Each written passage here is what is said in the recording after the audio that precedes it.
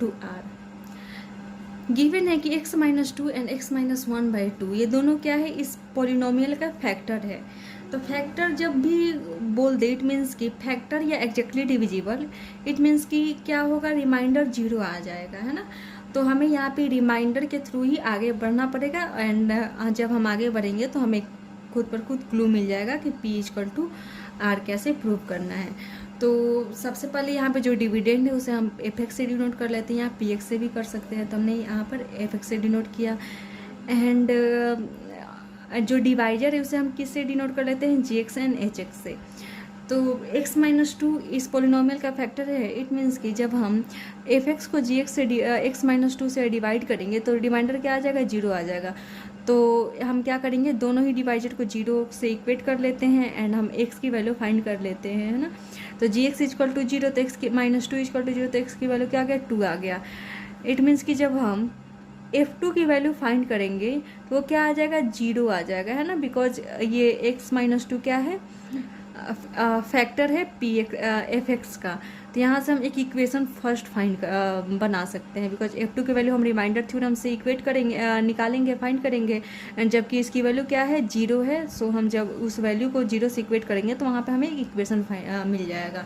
And second, जब हम f x को ही x minus one by two से डिवाइड कर रहे हैं तो रिमाइंडर क्या मिल जा रहा है, f1/2 मिल जाएगा। एंड f1/2 की वैल्यू क्या होना चाहिए, जीरो होना चाहिए, because x minus one by to क्या है, फैक्टर है एफ एक्स का। तो यहाँ से हम f1/2 बाई रिमाइंडर थ्योरम हम कैलकुलेट करेंगे एंड उसको हम जीरो से इक्वेट कर देंगे, बिकॉज ये गिवन है।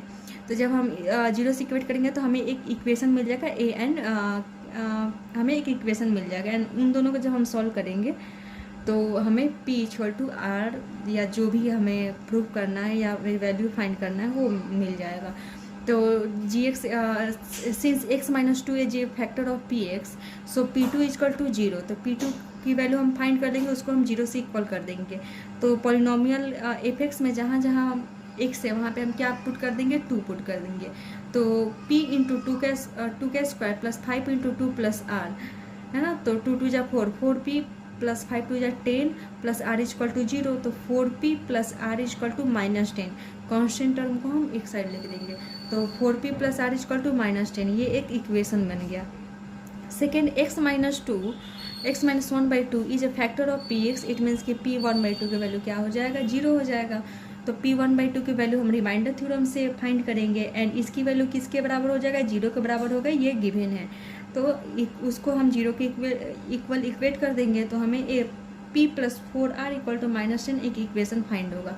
अब इन दोनों इक्वेशन को जब हम सॉल्व करेंगे एंड हम यहाँ पे देख रहे हैं क्या है, 4p plus r equal to minus 10, यहाँ पे क्या है, p plus 4r equal to minus 10 है।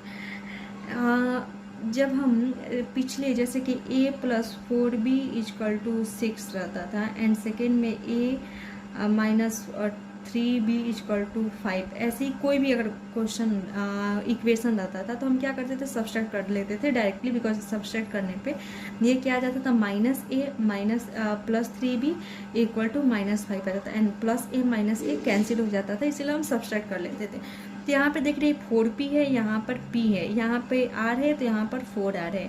इट मीन्स कि हमें इनमें से किसी एक को इक्वल करना पड़ेगा एंड देन सब्सट्रैक्ट करेंगे तो एक कैंसिल होने का चांस है। तो यहाँ पर 4p है, यहाँ पर p है। इट मीन्स कि अगर हम इसमें 4 से मल्टीप्लाई करेंगे तो क्या हो जाएगा, 4p प्लस 4 4 जा 16r equal to 4 into minus 10 क्या हो जाएगा, माइनस 40 हो जाएगा, है ना। तो यहाँ पे देख रहे 4p। अब हम सब्सट्रैक्ट करेंगे तो एक का साइन चेंज हो जाएगा जिसके कारण कैंसिल हो जाएगा एंड हमारा इक्वेशन सिर्फ एक वेरिएबल में बच जाएगा जिसके कारण हमें वैल्यू जल्दी फाइंड हो जाएगा।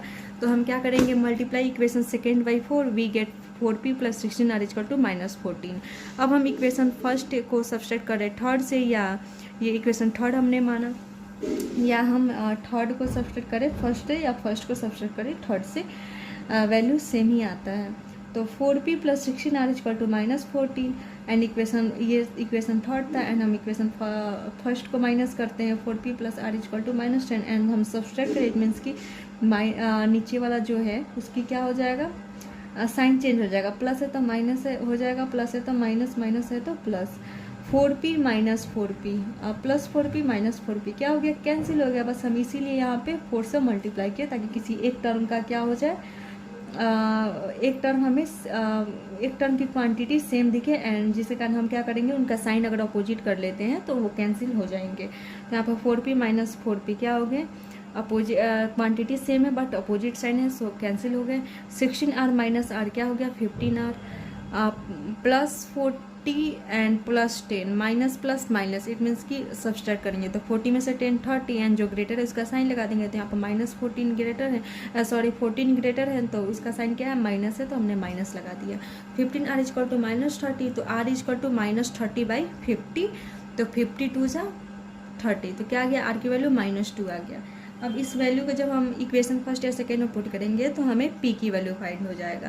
तो r की वैल्यू -2 आ गया, तो put r equal to -2 in equation first. हम इक्वेशन फर्स्ट में r की वैल्यू पुट करते हैं, तो 4p, इक्वेशन फर्स्ट यही था ना, 4p plus r equal to -10, ये हमारा इक्वेशन था। तो 4p -2, बिकॉज r की वैल्यू -2 है, 4p -2 इक्वल टू -10, तो 4p इक्वल टू -2 इधर आकर +2 हो जाएगा, तो -10 + 2 क्या हो जाएगा, -8 हो जाएगा।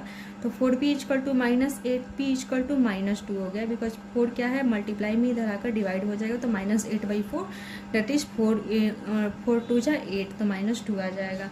यहाँ पे देख रहे हैं r की वैल्यू -2 है एंड p की वैल्यू -2, इट मीन्स कि r एंड p क्या है, इक्वल है। Here p equal to r equal to -2, and हमें यही प्रूव करना था कि p इक्वल टू r हो, तो हमने यहाँ पे प्रूव किया।